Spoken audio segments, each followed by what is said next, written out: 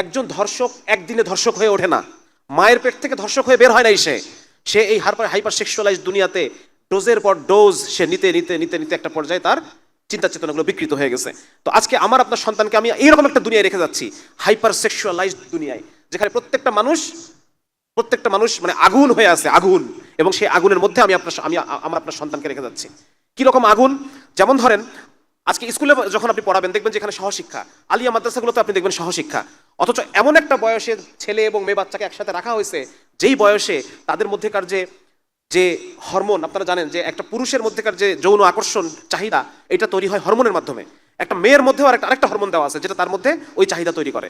তাহলে যেই সময়ে তাদেরকে একসাথে রাখা হয়েছে, এই বয়সটা হচ্ছে ওই বয়স যে সময় দুইজনেরই হরমোন একদম চূড়ান্ত পর্যায়ে অবস্থান করতেছে, চূড়ান্ত পর্যায়ে অবস্থান করতেছে তাদের হরমোন। এখন আমার যে পরিমাণ হরমোন আছে, ওই 14, 15, 16, 17, 18 এই বয়সের একটা ছেলের মধ্যে এই হরমোন প্রায় 5 থেকে 6 গুণ বেশি, হরমোন বেশি।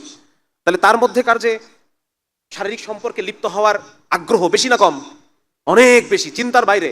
এবং ওই বয়সে একটা মেয়ের মধ্যে যে যে পরিমাণ হরমোন আছে, ইস্ট্রোজেন হরমোন বলা হয়, আর পুরুষেরটাকে বলা হয় টেস্টোস্টেরন, ওইটাও অনেক বেশি, নর্মাল লেভেলের চেয়ে অনেক বেশি থাকে ওই বয়সে। তাহলে এই বয়সে দুইটা বাচ্চাকে আমি বলতেছি তোমরা একসাথে পড়াশোনা করো এবং একসাথে তোমরা বিভিন্ন গ্রুপ ওয়ার্ক করো, বিভিন্ন ক্লাব আছে, ক্লাবে অংশগ্রহণ করো, হ্যাঁ, মানে আরো একসাথে করে দিচ্ছি।